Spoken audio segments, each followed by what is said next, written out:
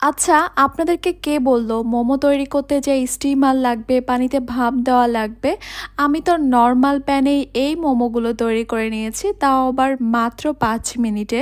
সঙ্গেই থাকবে অনেক বেশি মজাদার চিলি অয়েল সস আর মোমো ভাজ করার দুটি সহজ পদ্ধতি।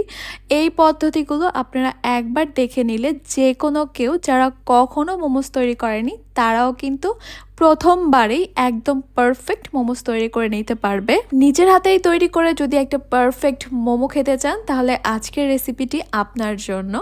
আসসালামু আলাইকুম everyone, welcome to Apsara's mini kitchen. Momo তৈরি করার জন্য একটা মিক্সিং বোলে নিয়ে নিচ্ছি আমি 2 কাপ ময়দা। 2 কাপ ময়দা দিয়ে কিন্তু বেশ অনেকগুলো মোমো তৈরি করে নেওয়া যাবে, তাই আপনারা আপনাদের প্রয়োজন অনুযায়ী বাড়িয়ে কমিয়ে নেবেন। ময়দার সঙ্গে আমি দিয়ে দিচ্ছি 1/4 টিস্পুন লবণ। এরপর লবণ আর ময়দাটাকে আমি একটু ভালো করে মিশিয়ে নিয়েছি। ময়দা আর লবণটা খুব ভালোভাবে মিশিয়ে নেওয়ার পর এবার আমি এখানে অল্প অল্প করে নর্মাল টেম্পারেচারে পানি দিয়ে একটা খামির তৈরি করে নিব। পানিটা একসঙ্গে দেওয়া যাবে না, অল্প অল্প করে দিয়ে মিশাতে থাকতে হবে।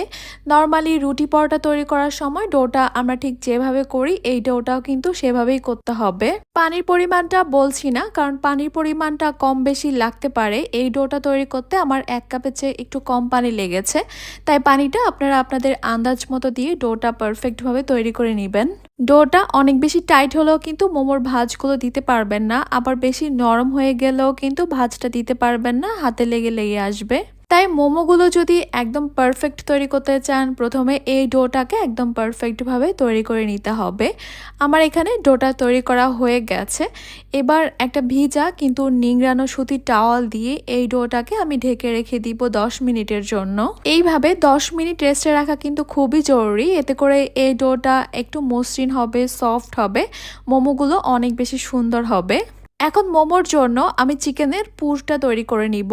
এখানে আমি 2টা মুরগির বুকের মাংস নিয়েছি হাড় ছাড়া। প্রথমে এই মাংসগুলোকে আমি ছোট ছোট টুকরো করে কেটে নিব।